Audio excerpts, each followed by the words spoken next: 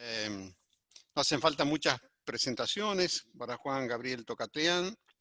Lo leemos desde hace bastante tiempo en varios medios, hemos leído varios de sus libros y bueno, además de importante en la docencia, bueno, ahora vicerrector en la DITELA. Pero un tipo al cual todo el mundo escucha, que es lo más importante, que nadie discrimina. Nos da mucho placer que haya aceptado nuestra invitación. Así que, sin más, le digo, Juan, tenés la palabra, el tiempo que necesites. Después te vamos a bombardear a preguntas con seguridad. Bueno, muy buenas tardes. Quiero agradecer mucho la invitación a compartir con ustedes algunas reflexiones. Y me gustaría comenzar con dos pequeños argumentos para situar un poco mi presentación de hoy. El primer punto que quiero hacer es que la perspectiva cuenta, es decir, desde donde veamos los temas que hoy vamos a tratar, es un aspecto relevante. Posiblemente si yo fuera un economista o si fuera un jurista, haría un énfasis muy particular en aquellos aspectos de la economía internacional o del derecho internacional que hacen al sistema global. Posiblemente si uno hiciera una reflexión sentado en Bruselas o en Beijing o en Washington, vería un conjunto de elementos muy específicos que hacen a la realidad nacional e internacional desde la perspectiva histórica, social y cultural en la cual está ubicado. Posiblemente también, si uno cree que este es un orden en el que estamos justo, bueno, haga una presentación que busque encontrar aquellos elementos que justifiquen el status quo, o puede buscar algunos elementos que permitan un diagnóstico que lleve a la reforma del orden internacional. Mi perspectiva va a ser más desde el ángulo de la política internacional. Mi mirada intentará ser lo más latinoamericana posible. Y por supuesto que mi apuesta es por una transformación relevante del sistema internacional en el entendido de que, a mi modo de ver, el orden liberal en el cual estamos está siendo profundamente transformado por una serie de elementos a los que voy a hacer mención y que este ha sido un orden básicamente estable para los poderosos, pero bastante injusto e inestable para los actores menores, para los países intermedios, para la periferia, para el sur global. El segundo elemento que quiero poner de presente es un poco el lente con el cual voy a tratar los temas hoy. Y si usara dos artefactos distintos, un microscopio y un telescopio, diría que si uno mira la realidad internacional a través de un microscopio, pues se concentra en lo cercano, en lo específico, en lo muy inmediato, y por lo tanto allí y sobre eso puede tener un diagnóstico. Yo soy de los que cree que va a haber muchos más elementos constantes que elementos de cambio en el corto plazo y que a lo sumo se exacerbarán tendencias que ya están vigentes. Pero si yo pongo un telescopio, es decir, si miro en un horizonte más amplio, de más largo plazo, en el tiempo, etcétera, probablemente encuentre elementos después de esta pandemia que, repito, con una mirada de un horizonte un poco más vasto, sea un poquito más promisorio. ¿Qué quiero decir con ser un poco más promisorio? Quiero decir que uno de los efectos, a mi modo de ver, que genera esta pandemia es que el espacio desde la política pública para la retórica o el dogma se irá disipando seriamente, porque cada vez más va a ser necesario tener políticas públicas en distintos ámbitos, basado en la evidencia, basado en el conocimiento, basado en el aprendizaje, basado en la posibilidad de ensayo y error, basado en el valor de reflexionar y trabajar seriamente sobre aspectos fundamentales de la sociedad y del sistema. Si uno mira por otro lado el hecho de que de los 10 gobiernos que han hecho mejor, relativamente mejor la tarea en materia de la pandemia, 6 de ellos están gobernados por mujeres, en un mundo en el cual sobre 193 países con asiento en la ONU, solamente 16 están siendo gobernados por mujeres, pero 6 de los 10 mejores casos, al menos en el abordaje, son liderados por mujeres. Me parece que hay un tema de género en el mediano y largo plazo que va a llevar a un creciente empoderamiento de las mujeres en la ciencia, en la política, en la economía, y que este es un tema, otra vez, promisorio. Si uno observa la forma en que se ha entendido la relación entre el hombre y la naturaleza a raíz de esta pandemia y ha reforzado un sentir mucho más sensible sobre cuestiones como el cambio climático, sobre el medio ambiente en términos generales, sobre el uso de los recursos, sobre la relación entre la naturaleza y el hombre, sobre la producción, etc., también con una mirada, repito, de un horizonte más vasto, es posible que vayamos alcanzando niveles de superación en ese terreno y tengamos, en una mirada mucho más ambiciosa, transformaciones que puedan ser sustentables desde el punto de vista económico, social, ambiental y político. Pero yo me voy a encargar de mirar el telescopio, el microscopio, es decir, me voy a encargar del muy corto plazo y por lo tanto quiero advertir sobre eso. Yendo más al fondo entonces ahora sobre los temas, yo quisiera dividir mi presentación en dos planos, el plano de lo global y el plano de lo regional, para ver cuáles son probablemente los desafíos para la Argentina, tanto en su política internacional como en su política regional. Y cuando hablo del plano de lo global, y como dije, lo voy a hacer desde el ángulo de alguien que trabaja con relaciones internacionales, voy a tomar 4 dimensiones muy distintas. Y quiero ir dimensión por dimensión para entender cuál fue el impacto, cuál está siendo el impacto y cuál probablemente sea el impacto del COVID-19 sobre cada una de estas dimensiones. La primera dimensión en lo global, que me parece trascendental, es por supuesto lo que en la disciplina de las relaciones internacionales se llama la transición de poder, de prestigio y de influencia en el plano mundial. No estamos frente a una novedad. En la historia de las relaciones internacionales hay auges de países y declinaciones, hay la aparición de nuevas potencias que se convierten en grandes potencias, y ese ciclo, ese proceso ha sido una marca de la historia de las relaciones internacionales. Sin embargo, estamos en una transición de poder muy singular.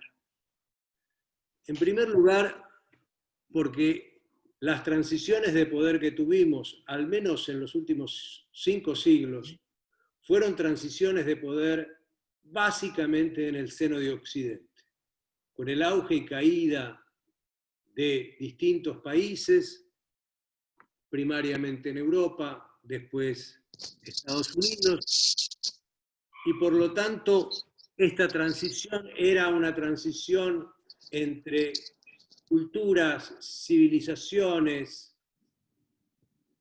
países con una relativa homogeneidad. Hoy estamos atravesando una transición de poder de Occidente hacia Oriente con un epicentro en China, lo cual nos trae una novedad fenomenal por el enorme desconocimiento de las dinámicas que ocurren particularmente en Asia y singularmente en China. Y por lo tanto, muchas veces seguimos mirando el comportamiento chino, por ejemplo, a través de los mismos lentes que vemos y que aprendimos cuando observamos y analizamos a Occidente. Y creo que este es uno de los efectos fundamentales de la incomprensión de lo que está pasando en la transición de poder. El segundo elemento novedoso de esta transición de poder es que es la primera transición de poder en la historia de la humanidad con armas nucleares, con grandes arsenales nucleares. Y por lo tanto, las cuestiones que tienen que ver otra vez con la guerra y la paz, ahora en un contexto mucho más complejo y mucho más delicado, son esenciales. El conjunto de ojivas nucleares que hoy tienen los 9 países que tienen armas nucleares equivalen aproximadamente en su capacidad destructiva a 1 millón de bombas como las lanzadas en Hiroshima y Nagasaki. Tenemos una capacidad de destrucción enorme y por lo tanto estamos en una transición de poder en la cual hay uno que declina y hay otro que sube, y ese proceso siempre ha sido conflictivo, siempre ha sido pugnaz, siempre ha sido delicado, pero ahora lo tenemos no solamente con un tránsito de civilizaciones, sino que lo hacemos munidos de una capacidad de devastación enorme. Y a su turno, como un tercer elemento importante a tener en cuenta en esta transición de poder, lo hacemos en un contexto donde los modelos convencionales recientes no nos sirven en absoluto para entender lo que pasa entre Estados Unidos y China. Toda insistencia, todo argumento, toda la retórica en torno a que estamos en una nueva Guerra Fría, creo que está seriamente equivocada y no nos lleva a ningún lugar. Esta relación entre Estados Unidos y China en particular es una relación muy distinta a la del pasado y voy a dar datos al respecto. Entonces, si esta transición de poder, de influencia y de prestigio tiene estas connotaciones, lo fundamental es observar, sin desconocer el papel de Europa, sin desconocer el papel de Rusia, sin desconocer el papel del sur global, sin desconocer el papel de los emergentes, sin desconocerlos, pero centrándonos entre los dos, esto es, en Estados Unidos y China, me parece que hay un telón de fondo que tenemos que tener en cuenta. El telón de fondo básico para entender por qué estamos en una situación distinta a la que veníamos atravesando es que en esencia, desde el 2001, con los atentados en las torres, hasta el 2012-2013, con el inicio en el medio del segundo mandato del presidente Obama, básicamente la relación entre Estados Unidos y China, visto desde Estados Unidos y practicado también desde China, tenía una combinación muy singular de cooperación por un lado y competencia por el otro. Esto es, no era que había un equilibrio entre cooperación y competencia. Por supuesto que los elementos competitivos eran mucho más relevantes y mucho más sensibles, pero había espacios, temas, asuntos, agendas en las cuales había un relativo alto nivel de colaboración e incluso de cooperación entre los dos países. Y del lado de China, lo que encontrábamos era un liderazgo, el de Hu Jintao, muy cauteloso, marcado por una insistencia en un ascenso muy gradual de China, en la búsqueda de tener el mínimo nivel de responsabilidades internacionales, en el contexto de asegurarse la cohesión dentro del partido y dentro del país, y por lo tanto muy cuidadoso en su comportamiento internacional. Esta relación, que repito, no en un equilibrio perfecto de colaboración y competencia, pero en una relativa situación de armonía entre ambos elementos, cambia no con Trump, cambia con el segundo Obama. Cambia con el segundo Obama en el sentido de que Estados Unidos pasa a ver a China ya desde un lugar muy distinto y pasa, por lo tanto, a desarrollar una estrategia que busca ya no solamente contener a China, sino cercar a China. Esta estrategia tiene dos patas. Tiene una pata militar y tiene una pata comercial.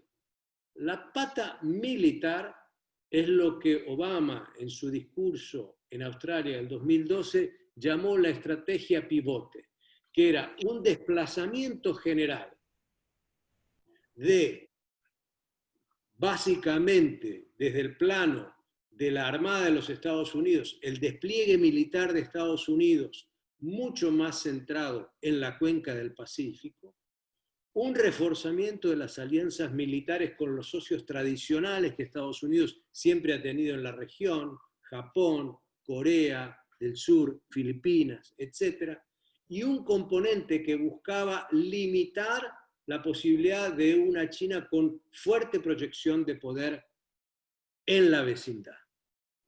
Y tenía una pata económica, que era el Acuerdo Transpacífico, en el cual Obama había invertido significativamente buscando que la mayoría de los países del sudeste de Asia se sumaran a este Acuerdo Transpacífico sin la presencia de China. Y por lo tanto, esta combinación se daba en el sentido, repito, de buscar cercar a China, el ascenso chino. ¿Qué es lo que trae Trump? ¿Con qué viene Trump? ¿Y cómo cambia la relación Trump-China, China-Estados Unidos con Trump, pero también desde el 2013 en adelante, cuando asume el poder con Xi Jinping en China? Cambia en varios sentidos. El primer sentido es que Trump abandona cualquier idea del acuerdo transpacífico.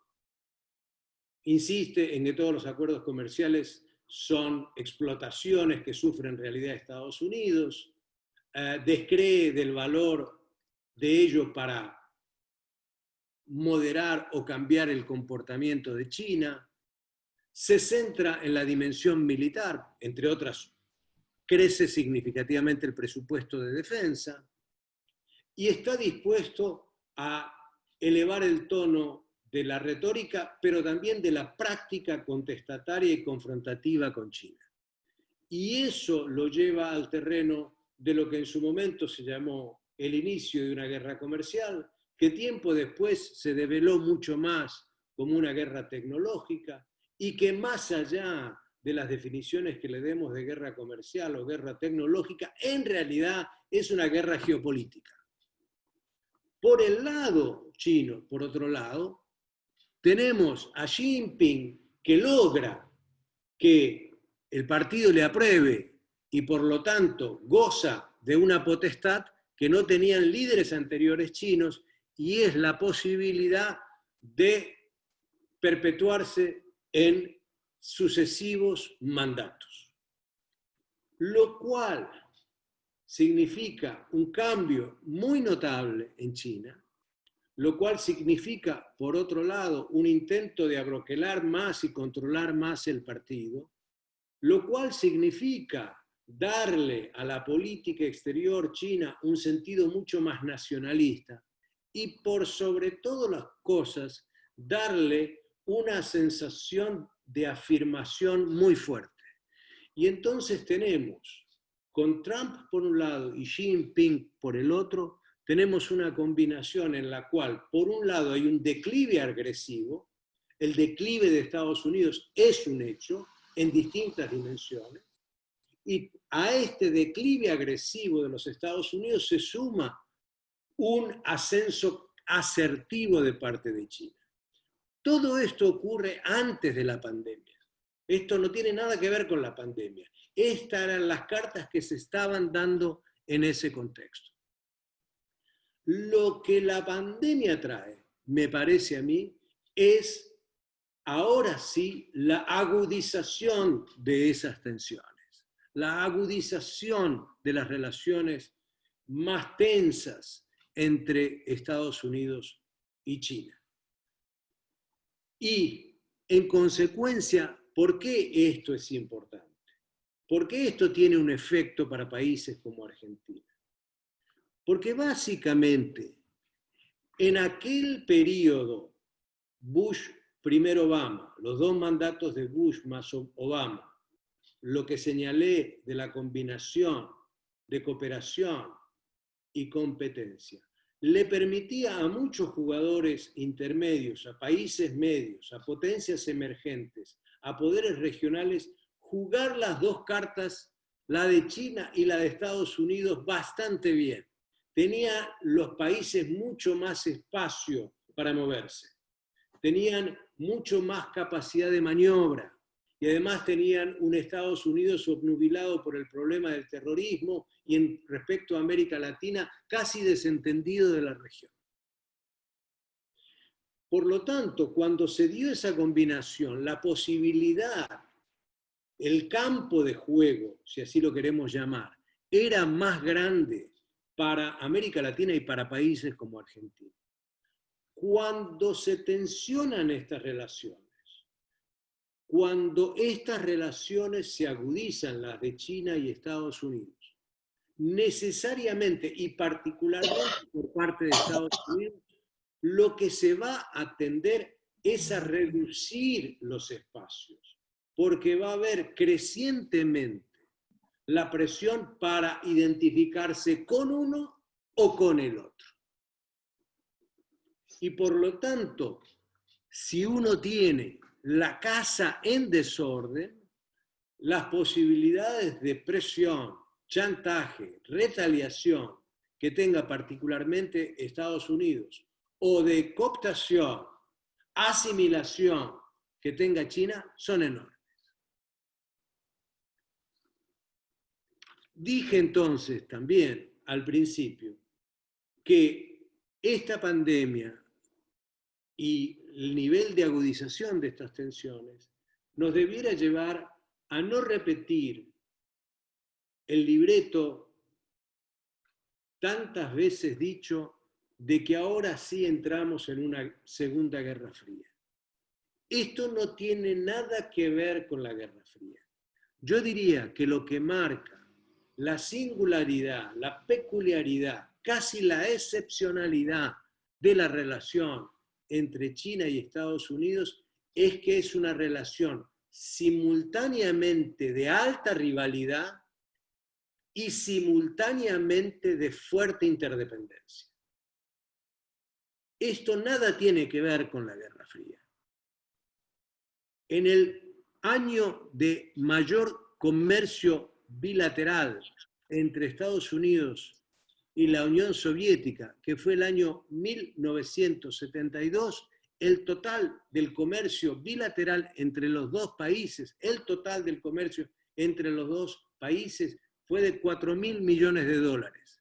Usualmente no pasaba de 1.800 millones de dólares el comercio entre Washington y Moscú. En el año 2018, el comercio bilateral entre China y Estados Unidos fue de 630.000 millones de dólares. Eran inexistentes las inversiones soviéticas en Estados Unidos y lo mismo las estadounidenses en la Unión Soviética. El total de inversiones chinas hoy en Estados Unidos acumuladas de 1990 al año 2019 son 150.000 millones de dólares. Y el total de las inversiones de Estados Unidos en China desde 1990 a la fecha son 284.000 millones de dólares. Las familias chinas en Estados Unidos remiten anualmente a sus familiares en China el equivalente a 70.000 millones de dólares. En el año 2019 hubo en todas las universidades de Estados Unidos, y acá poner 1.069.000 estudiantes extranjeros. 370.000 de esos eran de China. Esto no tiene nada que ver. Esto no tiene, la intensidad, dimensiones, complejidad de esta relación no se asemeja en absoluto a la relación entre Estados Unidos y la Unión Soviética. Y cuando llevamos esto al terreno militar y decimos, no, lo que pasa es que está bien, ahí hay una relación intensa, pero siempre está la disputa militar. Bueno, es no entender a China en absoluto y es tomar la simple dimensión de los datos, nos da lo que todavía puede hacer China y lo que no quiere hacer China. ¿Qué quiero decir con esto? El total de ojivas nucleares que tiene Estados Unidos dispuestas a ser utilizadas o almacenadas para ser utilizadas son 5.800 ojivas nucleares. El total de ojivas nucleares chinas de la última década, y el dato es a hoy, 2020, ha sido idéntico. 320 ojivas nucleares. China no tiene, no busca, no ha procurado una carrera armamentista nuclear con Estados Unidos. No es su estrategia. Su estrategia es tener capacidad disuasiva suficiente y capacidad económica y comercial y financiera masiva. Esa es su estrategia. Si sumamos en el año 2019 el presupuesto de todos los países de la OTAN, más el presupuesto militar de todos los aliados de Estados Unidos en la cuenca del Pacífico, ese total es de 1.1 billón de dólares. 1.1 billón de dólares. El presupuesto militar chino del año 2019 fue de 181.000 millones de dólares. ¿Qué quiero decir con esto? Quiero decir que cuando nos vamos al campo militar, también esa métrica no nos sirve, no es adecuada, no nos ayuda a entender. Cuando hoy Washington, después de la pandemia, quiere que los países occidentales más aliados de Estados Unidos se manifiesten críticamente y masivamente contra China, no logra lo mismo que logró después del bloqueo de Berlín en el 48-49. No lo logra, salvo por Gran Bretaña y Francia. Alemania no está en esa. Y hay 7 países de Europa que han firmado ya memorandos de entendimiento para la iniciativa de la Franja y la Ruta de China. Entre ellos Italia, Suiza, Portugal, Austria. Y hay 18 países europeos que ya son miembros activos del Banco Asiático de Inversión e Infraestructura, que fue una creación china, porque lo que quieren es la plata china. Entonces, cuando Washington chifla y dice acompáñenme contra China, se encuentra que no la acompañan muchos. Entonces, esta es una relación mucho más compleja y por lo tanto mucho más delicada. Y lo que hay que ver es si China y Estados Unidos buscan desacoplarse, es decir, reducir los niveles de interdependencia, o preservarlos, y lo que hay que mirar más es si están dispuestos a elevar el tono de su debate y de su confrontación, por ahora retórica, o llevarlos a otros espacios. China no pareciera estar interesada en eso, pero Estados Unidos sí. Y al lugar donde lo quiere llevar, de alguna manera, es a América Latina. A que América Latina vuelva a los ojos de Washington, al menos para Trump, habrá que ver qué pasa con Biden, si es que es electo presidente, lo que pretende, básicamente, es una reimposición de la doctrina Monroe.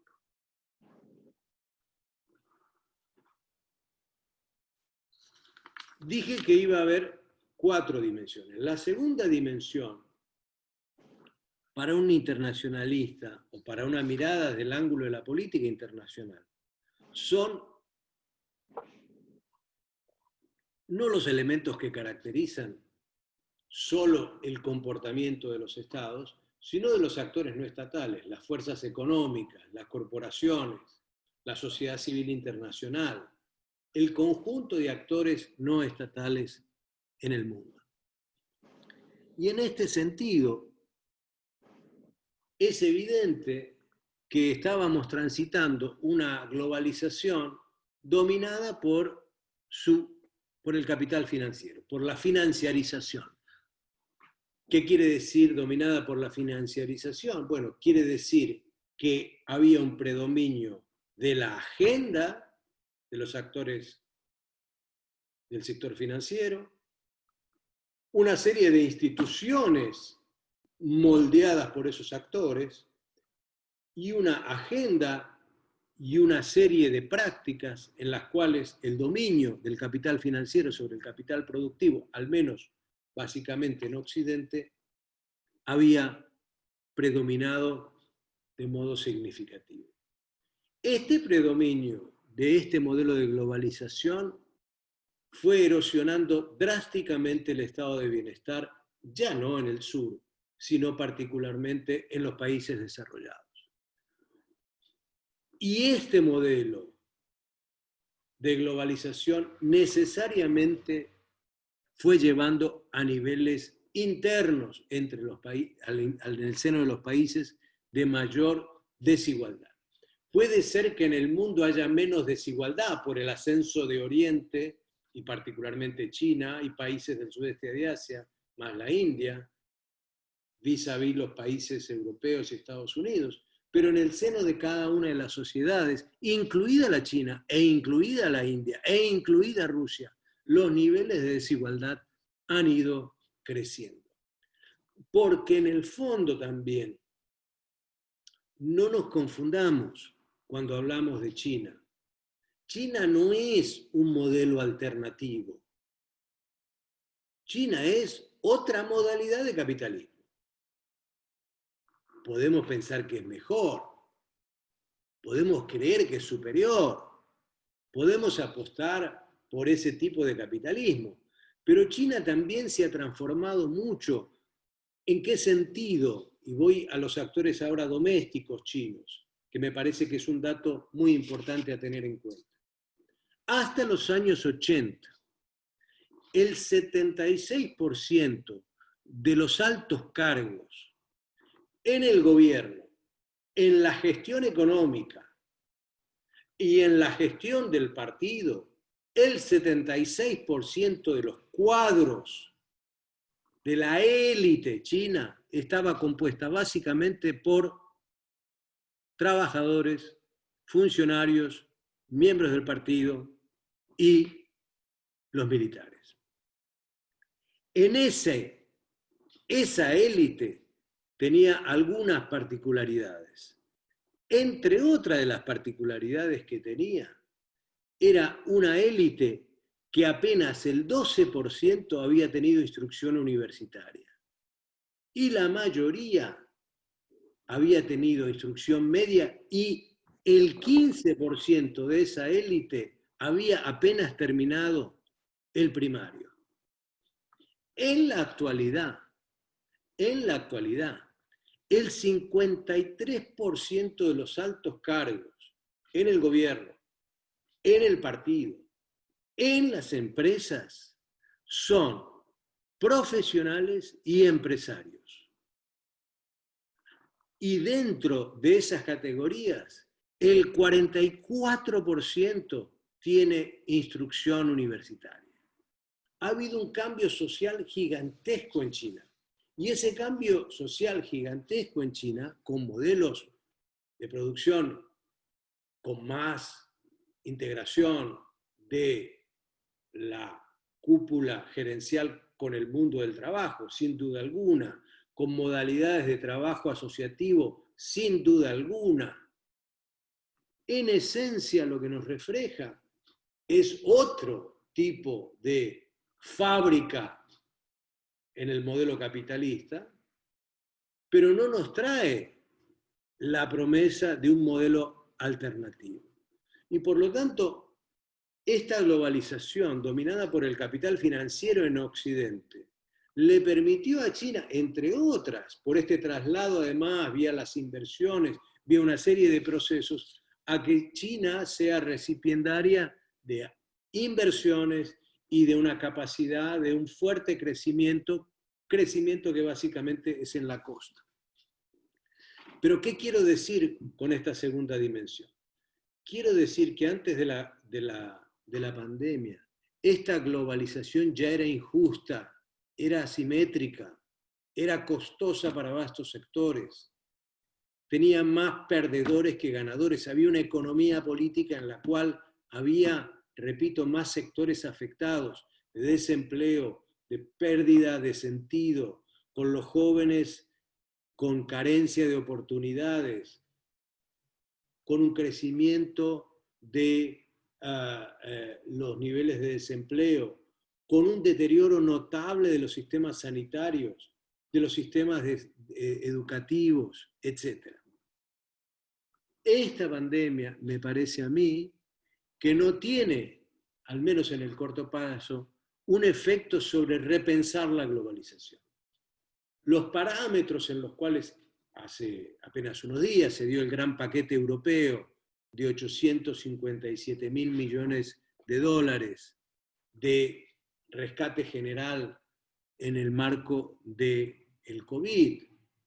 Si uno lo ve, es un gran esfuerzo, sin lugar a dudas, promisorio, sin lugar a dudas, menos austero que los programas que en su momento les aplicaron a Grecia, o a España, o a Portugal, pero no hay detrás de eso una avenida alternativa, salvo que gran parte de Europa se va a volver parte de la fábrica alemana. Es decir, el mundo va a tener tres grandes fábricas: China, Alemania y Estados Unidos. Hay elementos, hay actores sociales que procuran un modelo alternativo, un modelo más productivo. Bueno, sin lugar a dudas eso puede ocurrir y hay sectores, por ejemplo, en el ámbito de los movimientos verdes, etcétera, etcétera, que tratan de traer una mirada alternativa. Pero probablemente no veamos un cambio considerable en materia de la financiarización de este modelo de globalización.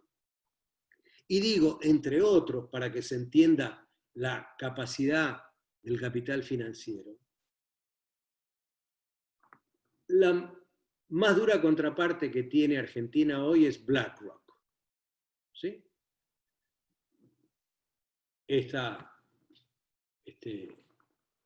gran conglomerado financiero. BlackRock, el total de activos que maneja BlackRock es la suma de 18 productos brutos de la República Argentina. Es monumental. Digo, si salimos bien de esta, es un triunfo histórico. Histórico. BlackRock tiene el equivalente de la capacidad de incidir en el mundo de las finanzas que no tienen 50, 60, 70, 80 países en el mundo, si se sumaran. Entonces, ¿esto va a modificarse drásticamente? Yo no es que quiera, pero presumo que no va a cambiar mucho. Presumo que no hay una coalición ni social ni política que esté dispuesta a modificar esta estructura, al menos en el corto plazo. Una tercera dimensión que miran los internacionalistas o los que analizan las relaciones internacionales desde el ángulo de la política internacional son las instituciones internacionales. Y las instituciones internacionales son muy importantes, las tradicionales y las no tradicionales, y se reflejan en gran medida en lo que es el multilateralismo, es decir, esos espacios en los cuales hay una concurrencia de actores que, bajo distintas modalidades y bajo distintos parámetros, configuran organismos, organizaciones, en los cuales se abordan temas fundamentales de distinta naturaleza. Antes de esta pandemia, mucho antes de esta pandemia, el multilateralismo estaba en crisis. En este 75 aniversario de la ONU tiene un déficit de legitimidad y credibilidad muy fuerte. Y quienes más han erosionado a la ONU no son los países del sur global, han sido las principales potencias. En el año 90, en el año 95, en el año 2000, en el año 2005, en el año 2010, hubo 5 intentos de reformar el Consejo de Seguridad y es imposible. Es imposible. Está cristalizado en el poder de los 5 países que tienen capacidad de veto. Las intervenciones originariamente humanitarias, hasta por lo menos mediados de los 90, se han convertido en intervenciones instrumentales con fines estratégicos, ya sea de Rusia, de Estados Unidos, de Francia, de China, o por lo menos también inhibir que el otro intervenga vía el veto. Ha sido una política constante entre las grandes potencias. El estado de la OMC, en la cual el presidente Trump ha invertido muchísimo para generar una suerte de contrarreforma que delimite y erosione la capacidad de arbitramiento del órgano pertinente en el marco de la OMC. El estado de la Unión Europea con la salida de Gran Bretaña vía el Brexit, nuestro propio multilateralismo, el estado de Mercosur, la destrucción de UNASUR, la creación de un grupo de WhatsApp que se llama Prosur. Todo es Confusur. Estamos confundidos en todos los niveles. No podemos agregar intereses. ¿Y por qué es importante el multilateralismo? No porque sea la panacea, pero en el multilateralismo los países pequeños, medianos, actuando concertadamente, pueden limitar la arbitrariedad del poderoso, pueden lograr consensos, pueden avanzar una agenda, pueden incidir temáticamente. Con un multilateralismo erosionado, la prepotencia más que la potencia gana espacio. Y a mi modo de ver, el multilateralismo está tan socavado, tan debilitado, que no hay actores hoy en el escenario internacional que se dispongan después de la pandemia a buscar su reanimación, en especial en el marco de Naciones Unidas. Entonces, digo que eso también afecta a los países. Lo voy a comentar más adelante, pero simplemente añado, porque el multilateralismo ha estado, si ustedes quieren, en el ADN de todos los países de América Latina, de izquierda, de derecha, de centro, porque en el multilateralismo tenemos una voz, podemos armar un espacio, tenemos una posibilidad, repito, de concertación, de mancomunar intereses, de pelear por ellos, de defenderlos. Este multilateralismo en crisis, después de la pandemia, me parece que trae un escenario, al menos en clave de las instituciones internacionales, donde probablemente florezca mucho más el sálvese quien pueda. Y en ese sálvese quien pueda se van también organizaciones que han pasado a ser nada. Digo, en la crisis del 2008, un conglomerado que estaba pensado para reuniones de presidentes de bancos centrales, el G20, se convirtió en las cumbres más importantes de presidentes y manejó la agenda internacional para salir de esa crisis. Hoy es inexistente. Hoy la cumbre virtual que hubo reciente en abril en Arabia Saudita, bajo la presidencia de Arabia Saudita de este año, fue un mal chiste. El temario final tenía 42 puntos. Nadie puso un peso para luchar contra el COVID colectivamente. Entonces, esta erosión, este socavamiento de los mecanismos multilaterales es muy costoso. Es muy costoso porque resta la posibilidad, repito, de lograr consensos, de fijar agenda y por sobre todo de limitar la arbitrariedad de los poderosos. La cuarta dimensión que mira un internacionalista, básicamente, esencialmente, es la dimensión interna. Esto es, de qué modo se articula lo doméstico con lo internacional. Porque hoy, parafraseando a un experto en el tema, todos los asuntos son intermésticos, son tanto internacionales como domésticos, están entrelazados, interpenetrados.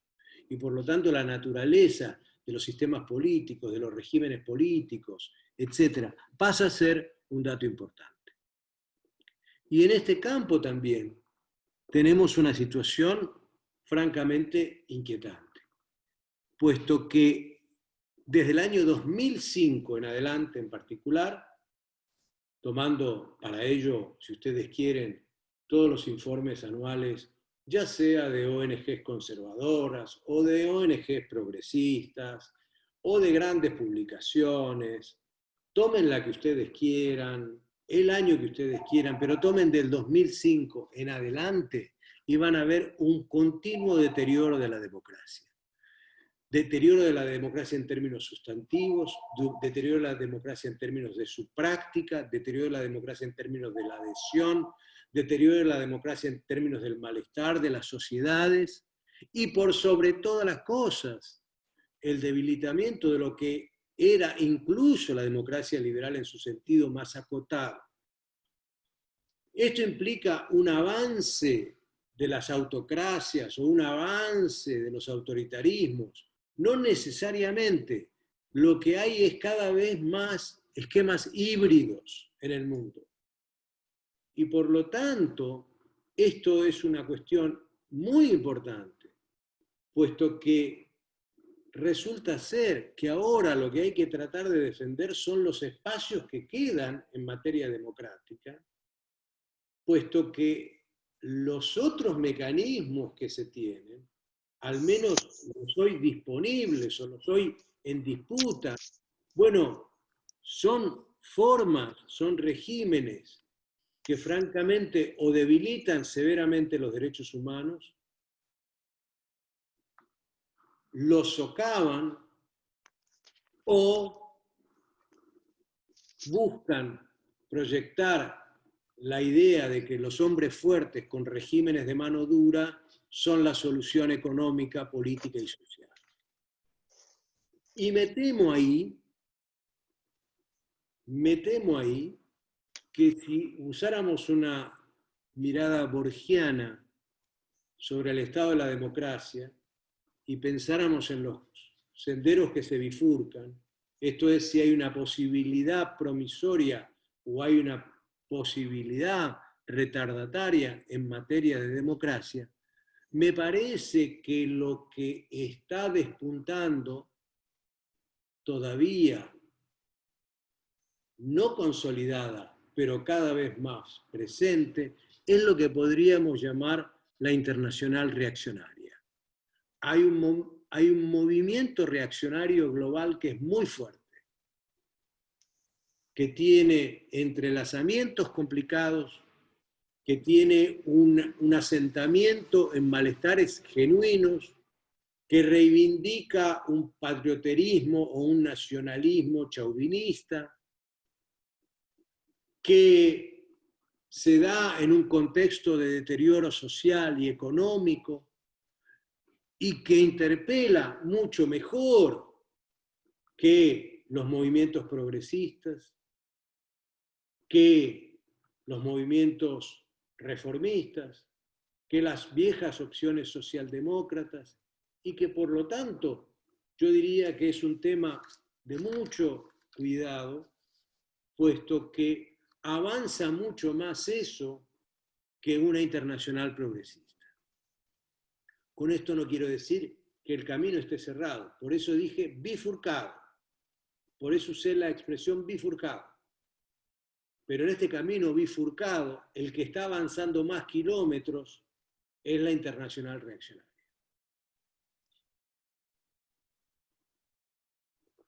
Voy terminando y voy a la región.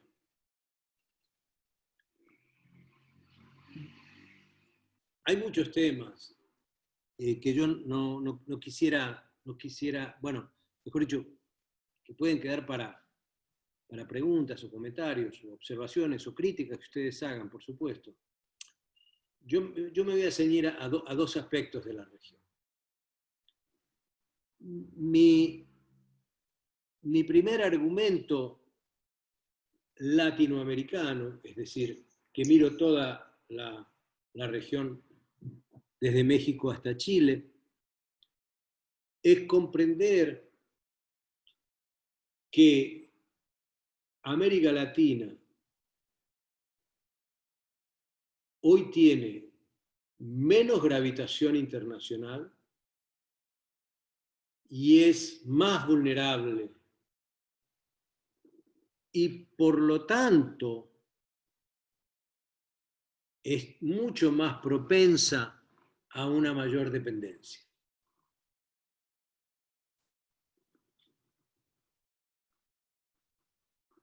Y estoy hablando de una unidad difícil de agregar como es América Latina,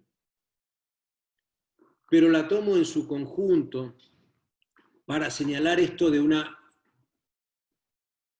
menor gravitación y una mayor vulnerabilidad.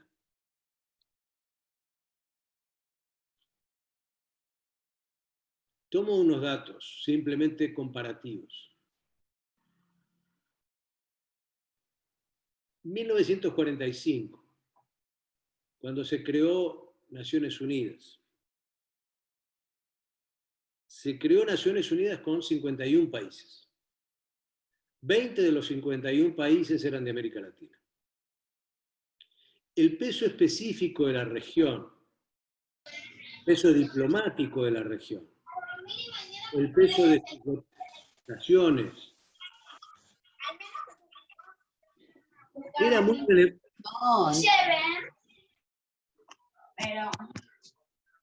El peso específico de la región era muy relevante. Siempre estuvimos mucho más cerca de Occidente que de la Unión Soviética, por supuesto. Pero el punto que quiero hacer era que lo que luego fue lo que luego fue el GRULAC, el Grupo Latinoamericano, tenía una especificidad y un peso muy notorio en Naciones Unidas.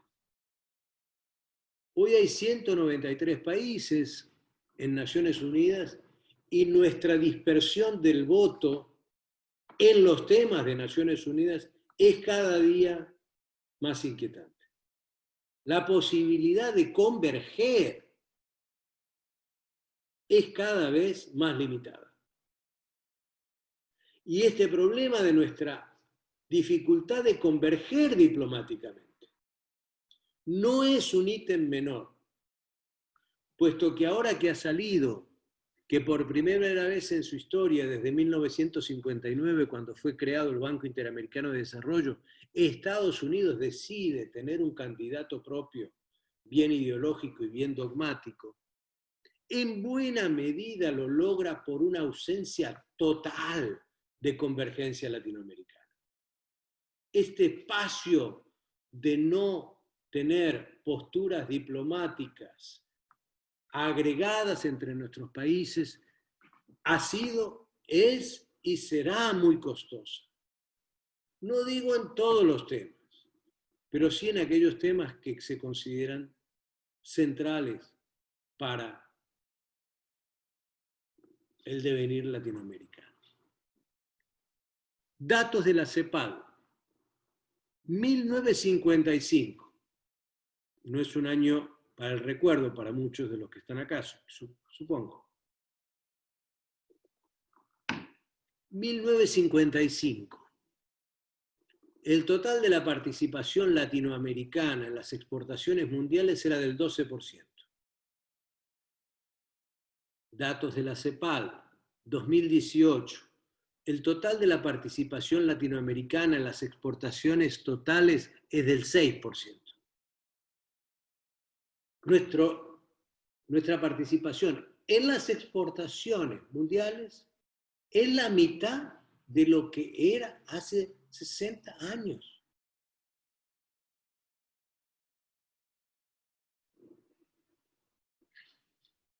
La Organización Mundial de Propiedad Intelectual, lo pueden consultar, todos los años presenta las nuevas patentes que se introducen, que revelan el nivel de desarrollo científico y tecnológico de los países, las inversiones en ciencia y tecnología, más las articulaciones entre Estado, empresas, academia, etcétera, lleva a la creación, entre otras, de patentes de innovación. El total de las patentes provenientes de América Latina, de nuevas patentes provenientes de América Latina, en el año 2007 era apenas del 3.1% de todas las patentes que se presentaban. Pero es peor el dato del 2018, donde el total de nuevas patentes presentadas por países de América Latina fue del 1.8%. Para que tengan una idea, casi el 69% de las nuevas patentes en el mundo provienen del sudeste de Asia. El informe del Banco Mundial del año 2018, que hace un relevamiento después de los años del boom con el precio de las commodities, de bueno, ¿qué pasó en materia de igualdad o de desigualdad? Al cabo de esa etapa gloriosa de altos precios de los productos primarios y comparando mundialmente, el informe del Banco Mundial muestra que 8 de los 10 países más desiguales siguen estando en América Latina. 8 de los 10 países del mundo más desiguales.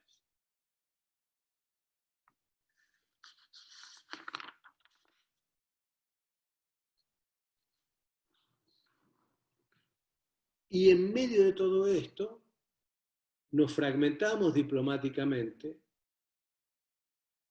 nos separamos en términos de nuestras posturas internacionales ya parece ser difícil la convivencia ideológica, incluso cuando hay homogeneidad por progresistas. No se dieron resultados muy poderosos, hubo más asociatividad, pero no más eficacia.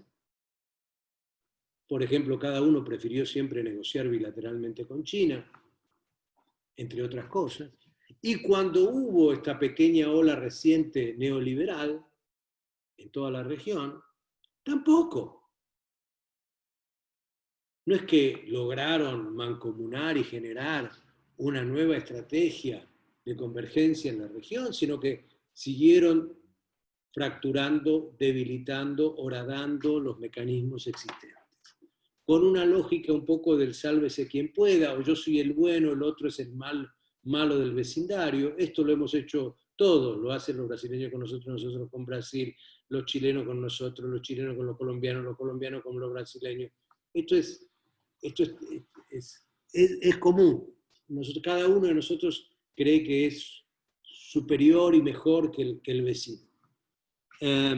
Bueno, esta situación ha sido muy, muy, muy preocupante para la región. Y la pandemia no cambió nada, reforzó esto. No tenemos ningún mecanismo, ninguno en la región para coordinar políticas frente a esto. No tenemos un proyecto mancomunado de recursos. No hay planes de inversión conjuntas. No parece que nuestras experiencias nacionales sirvieran para tener un parámetro convergente en la región. Nada. Nada de nada. Y por lo tanto esperar que esta conducta cambie y que de la fragmentación pasemos milagrosamente a la integración después de la pandemia, bueno, me parece a mí una expectativa muy poco probable de materializarse. Y mi segundo punto respecto a América, a la región, es a Sudamérica, ya no a América Latina. Y creo que acá tenemos el mayor desafío estratégico de la República Argentina. Nosotros tuvimos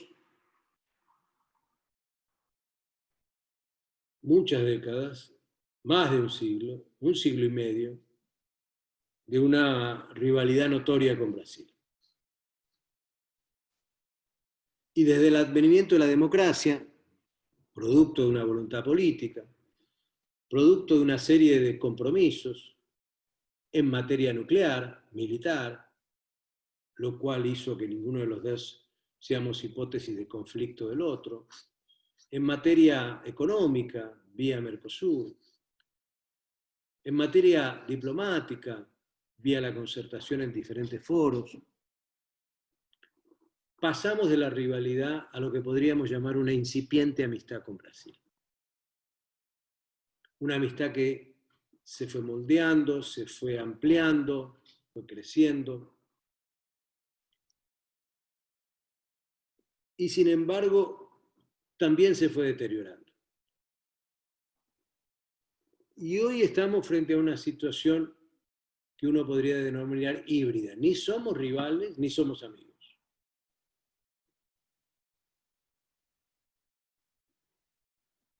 Manejar la relación con Brasil va a ser un desafío enorme para Argentina. Pero por sobre todas las cosas, Brasil y Argentina fueron un ancla de estabilidad en la región.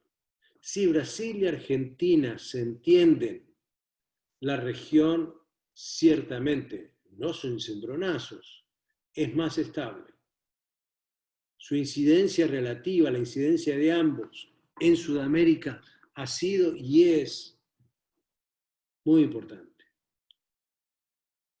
Pero en la medida en que sigamos en un escenario de mucha erosión de nuestros vínculos, creo que esto nos debilita a los dos por igual. Y en ese sentido, no observo en el corto plazo que vaya a cambiar mucho tampoco. No tenemos una política común frente a Venezuela, no tenemos una política común frente al muy debilitado proceso de paz en Colombia, no tenemos una política en común frente al proceso boliviano, no tenemos una política común en casi nada. Tenemos además un Brasil que cree que a la salida de esto va a haber un auge del libre comercio y de los acuerdos comerciales, una Argentina que no está para firmar muchas cosas, salvo tratar de preservar los acuerdos que ya se han logrado e ir cautelosamente avanzando en ellos. En fin, esta distancia y esta falta de sintonía con Brasil es muy gravitante. Porque a su vez nos coloca en situaciones en las cuales estamos cada vez más, a su turno, ubicando el debate entre Estados Unidos y China en parte de nuestro debate. ¿Qué quiero decir con eso? Voy a dar un ejemplo. Como ustedes saben, hay una estación espacial china en Neuquén, que fue acordada durante el gobierno de Cristina Fernández de Kirchner y de hecho fue ratificada, luego de pasar por el Congreso, fue ratificada durante el gobierno de Mauricio Macri y terminó de construirse durante el gobierno de Mauricio Macri. Esta estación espacial es muy singular. China tiene 6 estaciones iguales, 5 en China y 1 en Argentina, no tienen de ese tipo en ninguna otra parte del mundo. Estados Unidos viene presionando desde hace un tiempo sobre este tema. ¿Y qué hizo Bolsonaro? ¿Qué hizo Brasil? Bueno, ellos tienen la famosa base de Alcántara para sus pruebas satelitales y espaciales, y entonces acordó con Brasil el uso por parte de Estados Unidos para ejercicios, para pruebas, para ensayos de esta base. Y buena parte del argumento brasileño fue decirle a Washington, mire, ve que nosotros estamos con ustedes, son los argentinos los que están con China, nosotros no. Pongo este simple ejemplo para decir que no solamente los niveles de desarmonía que tenemos son elocuentes entre nosotros, sino que se están traduciendo en el campo de la política internacional y de la política regional. Y esto es muy costoso para un país como Argentina, y aquí sí termino, que tiene, por otro lado, una serie de desafíos formidables en su frente interno y en su frente internacional. Disculpen la extensión.